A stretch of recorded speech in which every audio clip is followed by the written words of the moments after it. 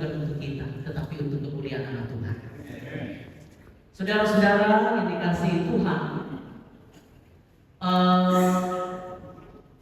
kalau saya sebutkan nama-nama ini, mungkin untuk yang generasi Gen Z sekarang ini tidak terlalu lagi mengenal.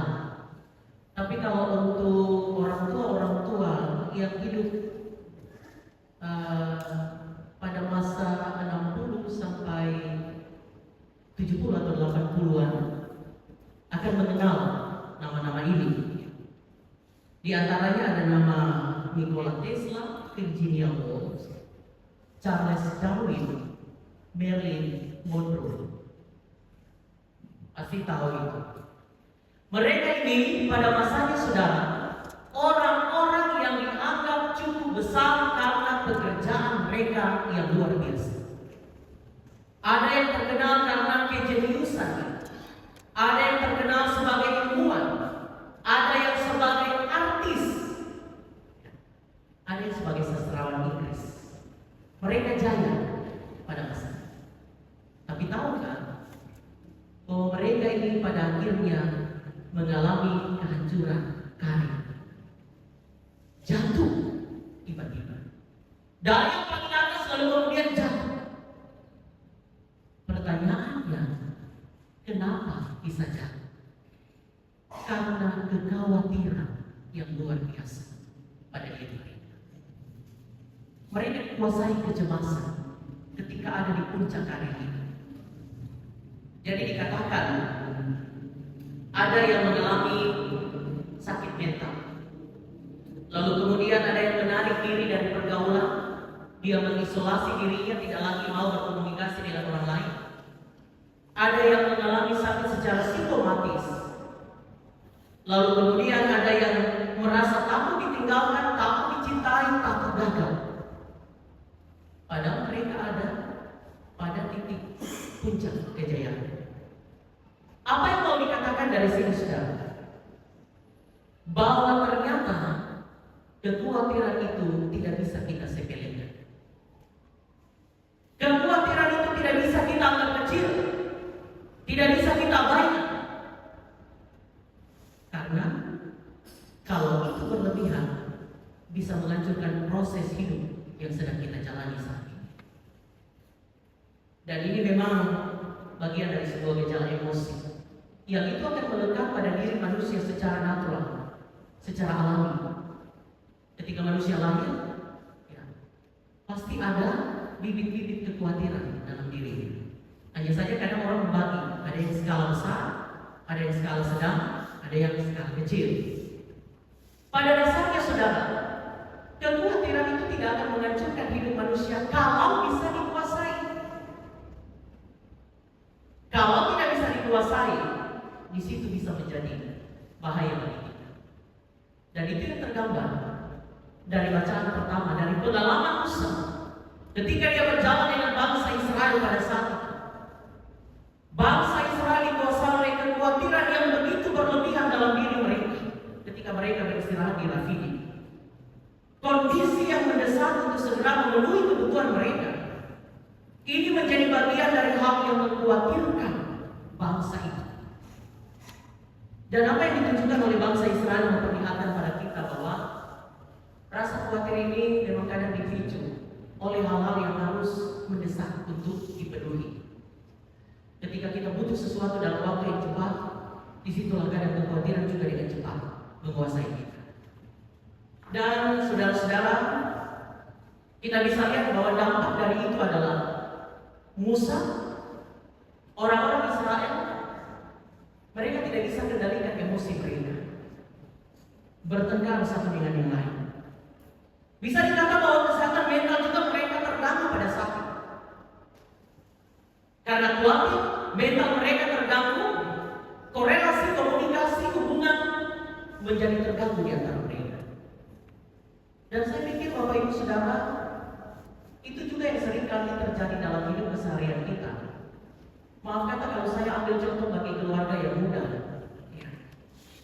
Misalnya dalam satu kondisi yang mereka alami, uang susu anak habis, token listrik hampir habis, belum terima gaji, suami istri sudah berkelahi karena kekhawatiran ada hal mendesak yang harus dipenuhi. Itu contohnya. Dan saudara-saudara, hal seperti ini seperti dikatakan tadi, ini bisa mengganggu kesehatan mental kita. Tetapi demikian, kita juga perlu memahami. Saya juga mau katakan di sini bahwa ada sebenarnya kekhawatiran yang bisa dikatakan kekhawatiran dalam tanda kutip sehat. Misalnya, kita mau terima ibadah, kita lihat cuaca, jangan-jangan mau hujan. Sehatnya di mana? Sehatnya ketika mengambil tindakan antisipatif supaya hujan itu tidak mengganggu jalannya ibadah. Apa yang akan dilakukan? Itulah buat tenda. Khawatir tetapi secara sehat membawa dia untuk mengambil sebuah keputusan yang tepat. Yang salah itu atau yang berbahaya itu adalah ketika kita terdesak dalam kekhawatiran lalu mengambil keputusan-keputusan yang salah.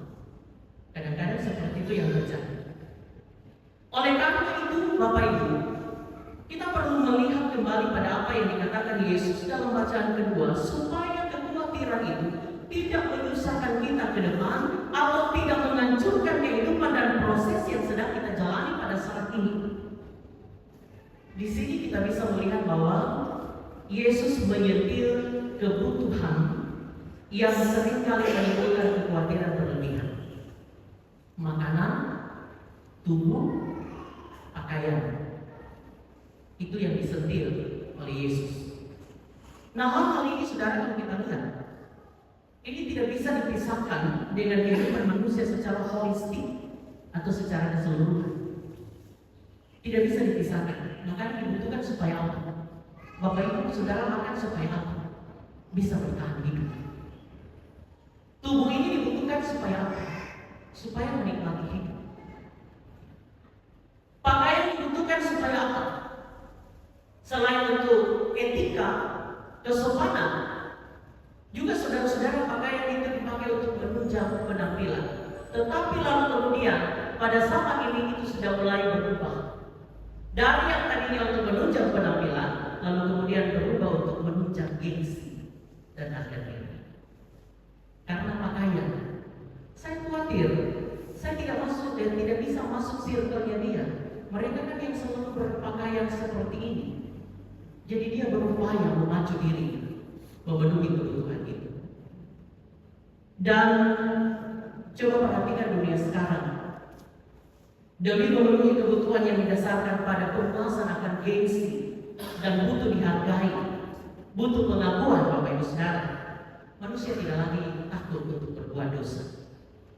Kembali maaf kata kalau dikasih contoh, cewek-cewek supaya bisa pegang iPhone tidak takut melakukan hal-hal yang tidak berkenan di hadapan Tuhan. Yang penting pegang iPhone. Laki-laki tidak dikasih motor, bunuh orang tua. Suami istri tidak mampu menjaga kesetiaan, takut, khawatir, pada akhirnya jatuh dalam pencobaan. Kondisi ini bertolak belakang dengan apa yang dikatakan Yesus. Jadi saudara, Yesus mengatakan lebih penting dari semua itu adalah sebenarnya hidup. Kalau orang sudah tidak hidup, tidak butuh pakaian, tidak butuh makanan, tidak butuh tubuh ini. Lalu kemudian apa yang mau dikatakan? Kalau ini berbicara tentang hidup, kita tidak bisa lepaskan bahwa yang lebih penting juga dari semua itu adalah pemberi hidup ini. Membawa kita jatuh dalam dosa. Ingat perbuatan dalam firman Tuhan. Pertama, sadari kekhawatiran itu, secara khusus kekhawatiran yang tidak sehat, itu tidak pernah menghasilkan sesuatu yang positif. Dalam Matius 6 ayat 27. Lalu kemudian yang kedua, segera tinggalkan kekhawatiran yang bisa membuat mental jiwa kita, fisik kita terganggu. Filipi 4 ayat yang ke-6. tinggalkan.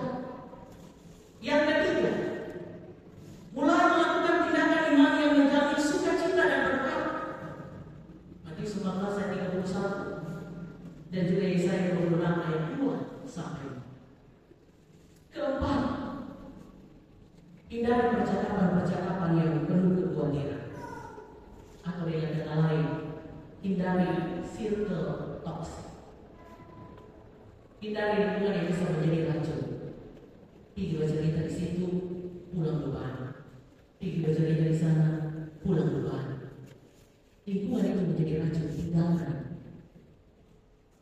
Lalu kemudian saudara, bergaul dengan orang-orang yang penuh harapan. Masuk dalam circle